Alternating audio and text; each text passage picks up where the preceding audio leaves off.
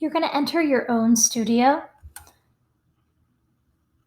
And then the first step is just making and going through loops that you like. So you're going to X out of all of this, go to music, drum beats, and there's lots of different drums down here. If you click on R&B and pop, you're going to get melodic things. So just make sure you're on drum beats. Go through all the ones you like.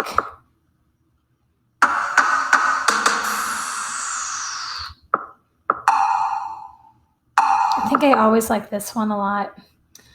So you can add it. The first one will be yours. So don't make this super long. This is about 9 measures. And this one is yours.